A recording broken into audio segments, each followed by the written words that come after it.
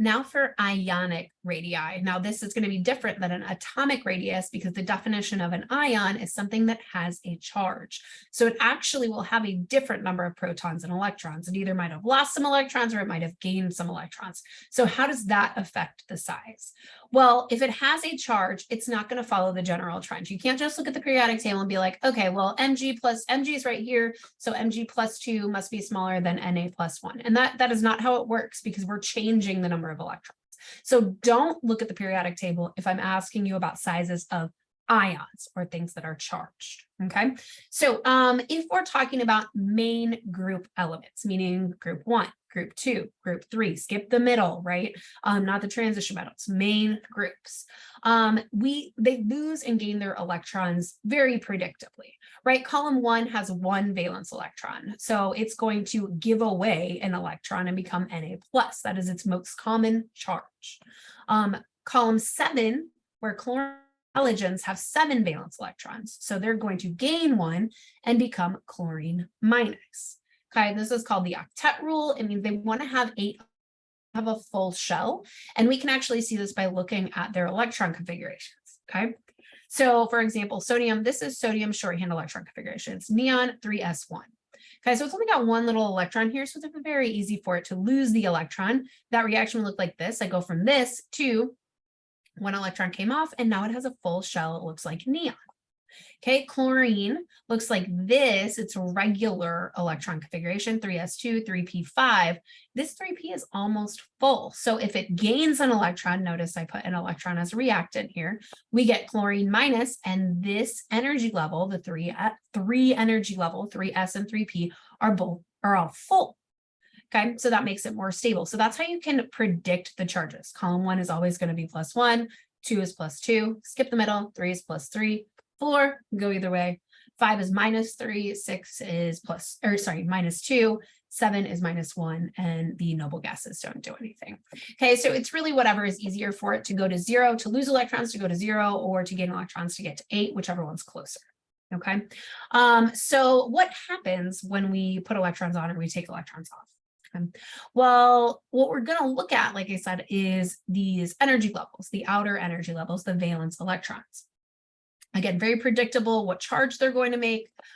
If you add electrons on, so let's look at chlorine, right? Chlorine is a specific size. So if I start adding things on the outside, it's actually just going to get bigger and bigger and bigger.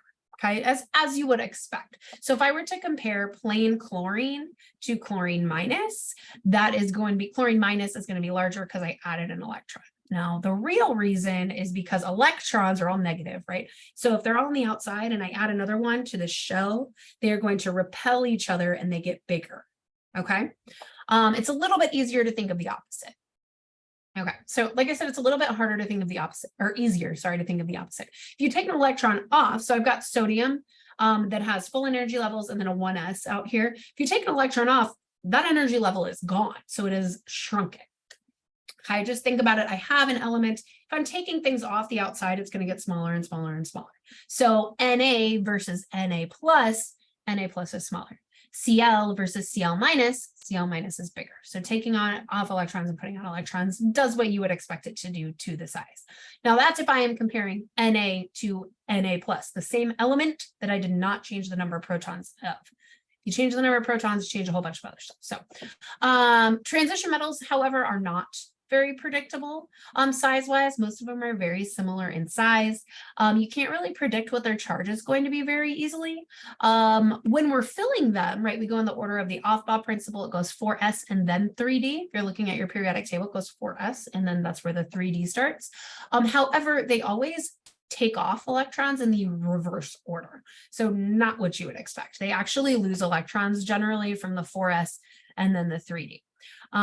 Do not always remove in reverse order. Always remove the s electrons first. Now they are on the outside because it's technically energy level 4. When we're filling, we go 4s and then 3d, but when you're taking them out, they actually come out of the 4s first. And that's why we get all these different charges for transition metals, because all of these electrons are really similar in energy, and we can kind of take out 2, or we can take out 3, or whatever. So they're not as predictable, which is why I have to tell you what the charge of a transition metal is. You can predict groups 1A, 2A, 3A, 4A, 5A, 6A, 7A, and 8A, but you cannot predict the transition metals. Okay, so why do we care? What are the electrons for these charged ions? That's what I want to talk about first. So anytime I make a charge, that means it would have lost or gained electrons. Now, sometimes not exactly what you're thinking, because +2 does not mean I added 2 electrons. If it's a +2, that means it has 2 more protons than electrons. So it actually lost 2 electrons. So it's the opposite of what you would think. If it's positive, it lost 2 electrons. Now, iron is number 26 on the periodic table. So that means it has 26 protons. +2 does not mean I added 2 protons, because that would actually change the element. So if it has 26 protons, it is iron. So it's iron 2+, that means it has 26 protons and 24 electrons. So as I said before, if you were writing the electron configuration, so this is the regular iron electron configuration with 26 electrons. But remember, transition metals, things in the middle, lose them from the S first. So if it's Fe +2, the 2 electrons would have come out of here. And now this is the original, this is iron 2+. Okay, cobalt, same thing. I wrote cobalt's regular electron configuration here. Remember, it is a transition metal, so it's going to come out of the 4s first. So this is cobalt 3+. And zinc, same thing. It's going to come out of the 4s first. So this is zinc's electron configuration. Again, they can have different charges because sometimes we can take them out of the d orbital and so on and so forth. Okay, now what happens to their sizes of ions? We already kind of talked about losing and gaining electrons, so I'm just going to kind of go over that again. Again, this is for ions. That means they have a charge, not normal periodic trends. You can't just look at the periodic table.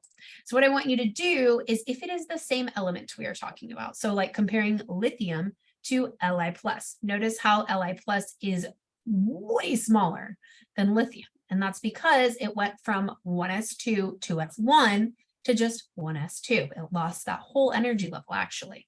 Okay, same thing with beryllium, loses a whole energy level. Okay, sodium and magnesium, same. They get much smaller because we removed electrons. So we're taking stuff off the outside, it gets smaller. Start tacking stuff on the outside, it gets bigger. If I add an electron, fluorine actually goes from 64 picometers to 136 picometers. It makes a big difference.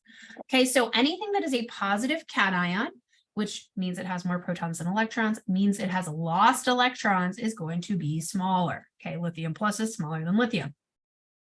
If it is a negative ion, also called an anion, that means it has more electrons than protons. Because it gained electrons, it is going to be bigger. So this is a synopsis of what's going on here.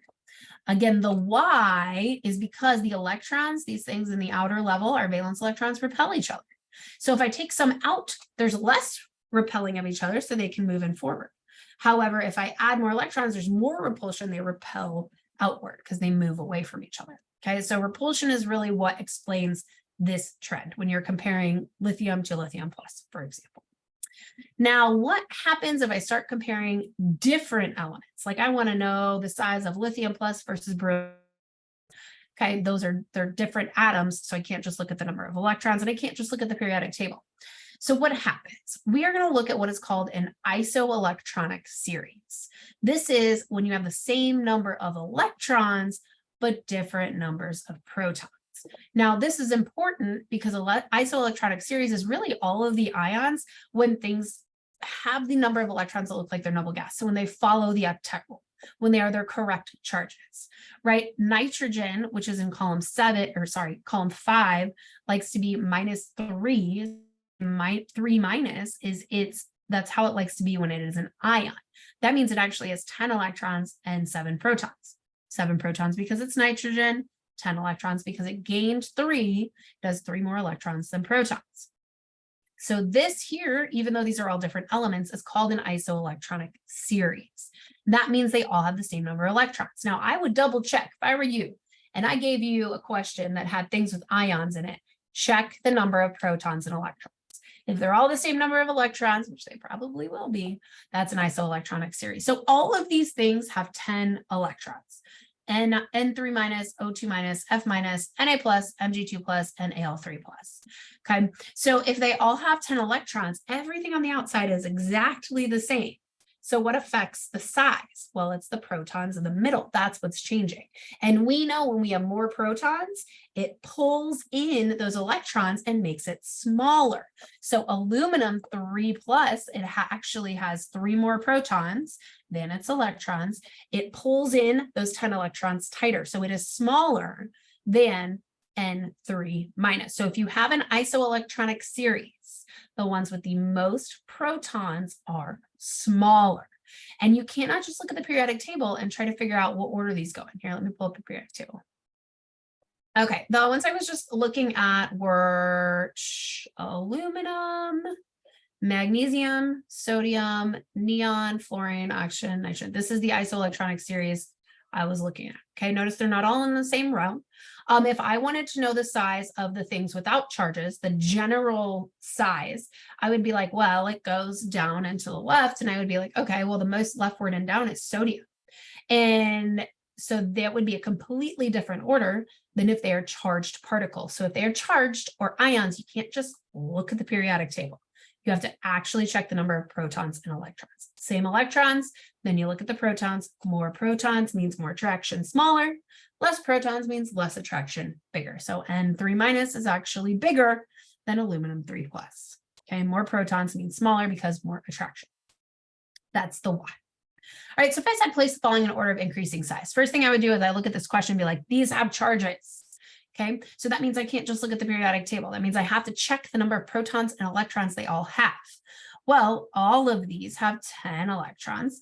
And then I wrote down the number of protons. So then I put them in order of this one is the biggest one because it has the least protons. That means it doesn't attract as much. So oxygen is biggest. And aluminum that has 13 protons is smallest because it pulls them in tightest. So you really have to think about it while you are putting in this answer. What order do they go in?